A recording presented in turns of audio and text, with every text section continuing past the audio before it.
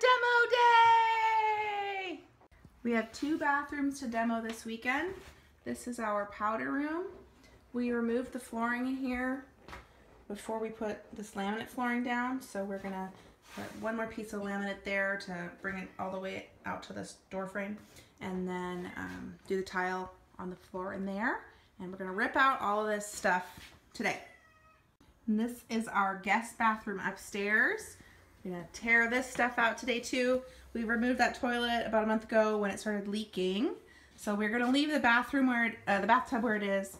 Gonna rip out the sink vanity and mirror and light today. And the floor. The grossest part is that we're gonna have to pull up this subfloor because it's so damaged from the toilet, which had been leaking around it. You can see it's come up. Yucky. We just lifted the vanity out. Sweet. So now we really know what we're working with and what the plumbing behind this vanity looks like, so we can try to think about how to plumb our pedestal sink. Okay, tell us what you're doing. All right, so basic toilet removal. Close this off, although it can be deceptive. You can think it's tight and it's not actually tight, so tighten it as hard as I can with one of these. Then unhooking both ends of the supply line, then releasing the screws up from underneath the tank, up underneath, and then removing the bolts on the ground to remove the bottom part.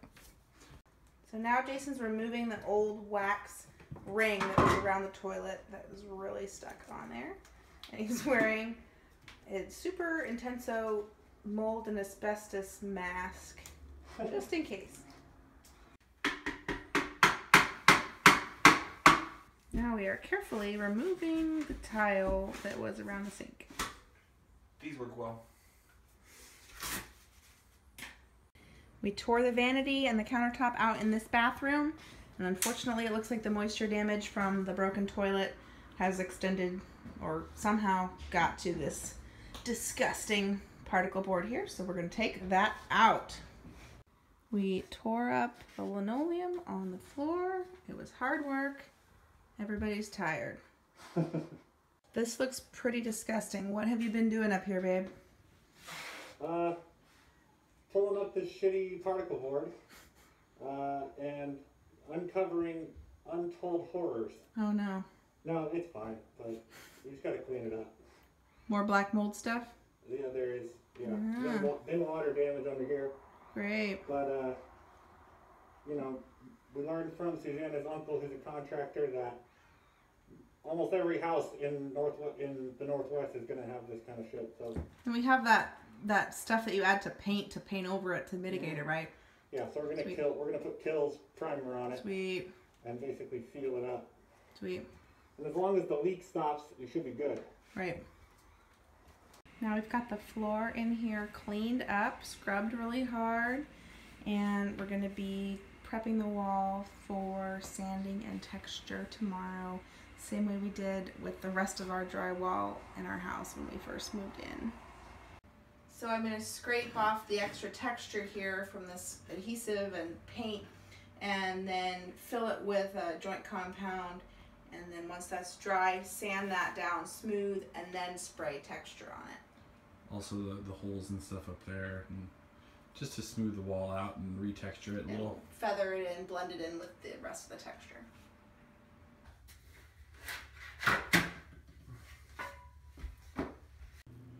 So it's really hard to tell with this texture stuff whether it's going to look like it's going to blend in or not.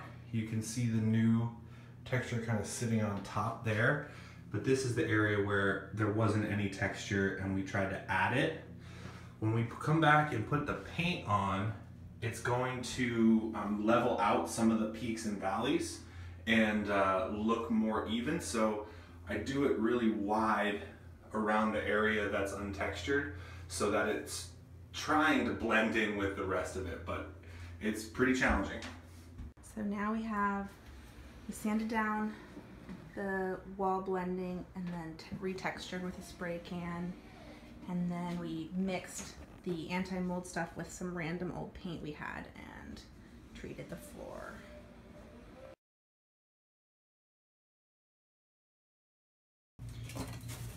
Here my brother Corey is working to gouge out and saw around the toilet drain, gouging out the tile backer board that we're putting down. And it's actually going pretty smooth. Just cutting the pieces to size and trying to get it really smooth and even good surface for the tile to go on. Now Corey is drilling. We're supposed to put 100 of these intense screws in each tile board, but he's got a pretty dense pattern and it's going to be maybe 50 or 60. Should be fine. So we did a dry run of the tile here, and we decided it was most important to line it up with this threshold and go straight back, and the walls are a little bit angled out, so we are not going to be perfectly straight.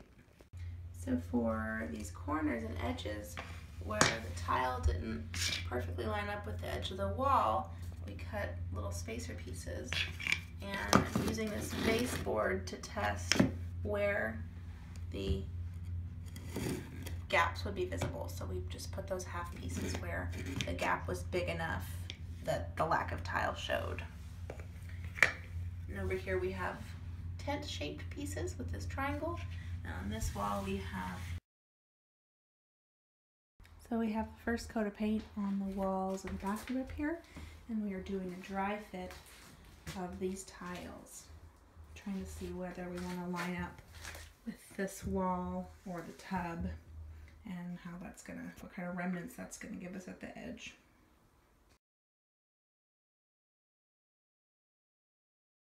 So we mixed this grout from the bag instead of buying it pre-mixed. So we got the right texture, and now we are working it in to all the little holes with grout float. Just finished nailing in the baseboards in both bathrooms. Had to chisel out around under the toilet valve in here, and now I'm going to caulk them. So now we've got our pedestal sink installed and our faucet mostly installed. Jason is working on getting the supply lines hooked up. We had to buy longer ones than the faucet came with to reach down to the plumbing underneath the sink. We installed this vanity here in this guest bathroom. I'm gonna have to cut this pipe, so we haven't put the bottom drawer in, and I'm still waiting on the handles. But there it is. We got the mirror installed. Now we're gonna touch up some paint in here. We are sawing off the old PVC pipe because it's stuck out too far for the drawers and the IKEA plumbing, which is really shallow and close to the wall. So we used this regular clear PVC cement to attach the new pipe fitting to the drain. It was sticking way out into the cabinet, so the drawer wasn't going to be able to close. So I just cut the drain back and then installed a new piece, a new fitting to the outside, so that I can attach this whole crazy mechanism, which allows these IKEA things to work, because the pipe comes up and then goes at this crazy right angle up underneath. It's not normal, but it allows for two big pull-out drawers, which is pretty cool.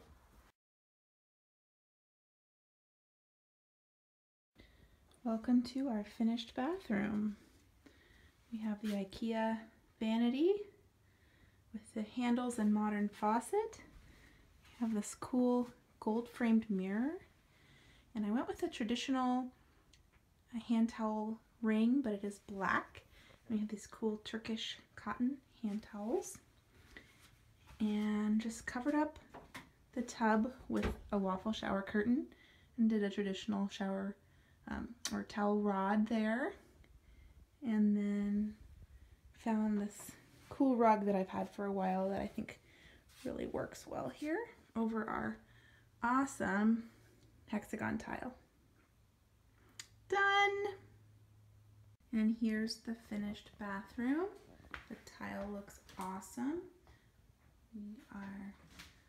We're planning on doing some wallpaper on the walls from just above the sink up, but for now I just put this little photo there. It kind of feels weird. Anything next to that mirror doesn't feel really balanced. But love the sink, faucet, mirror, and light fixture. It took a lot of tries to get the right light bulb in there, but I finally found the perfect one.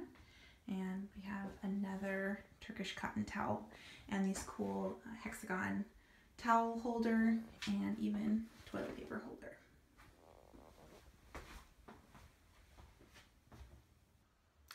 So that was it. Those were our bathroom renos. I will be sharing detailed posts about them on my blog, www.create-enjoy.com, over the next week or so, with detailed breakdowns of the budget and sources for all of the stuff that we used. And we'll be doing our master bathroom this month, so I hope to have a similar exciting progress video for you sometime soon, because that is a much bigger project.